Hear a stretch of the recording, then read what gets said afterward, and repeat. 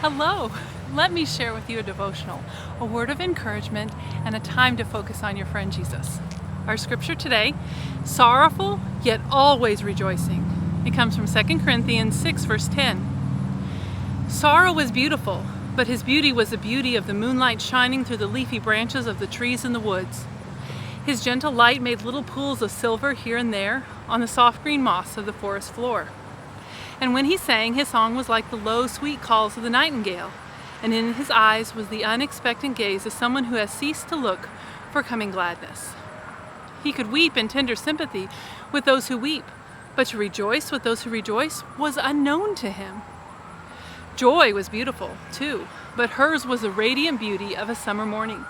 Her eyes still held the happy laughter of childhood, and her hair glistened with the sunshine's kiss. When she sang, her voice soared upward like a skylark's, and her steps were the march of a conqueror who has never known defeat. She could rejoice with anyone who rejoices, but to weep with those who weep was unknown to her.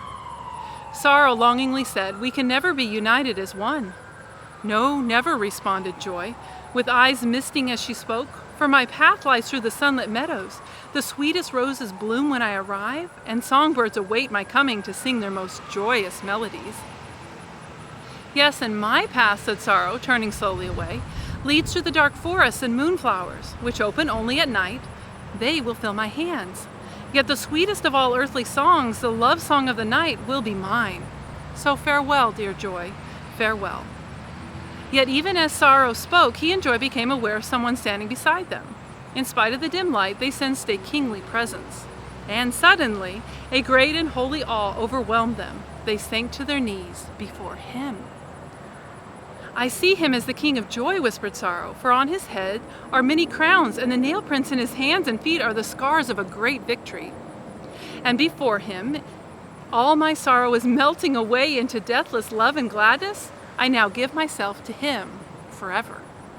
"No, Sorrow," said Joy softly. "I see him as the King of Sorrow, and the crown on his head is a crown of thorns, and the nail prints in his hands and feet are the scars of terrible agony.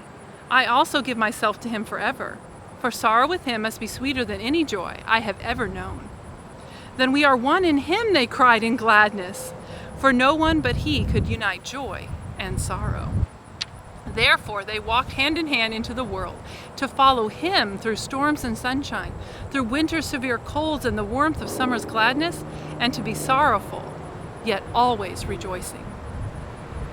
Does sorrow lay his hand upon your shoulder and walk with you in silence on life's way?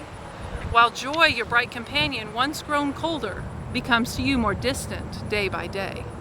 Run not from the companionship of sorrow. He is the messenger of God to thee, and you will thank him in his great tomorrow. For what you do not know now, you will then see.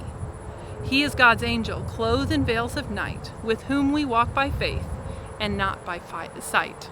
Today, if you are walking by faith, not by sight, check out 2 Corinthians 5 verse 7 for a word of encouragement.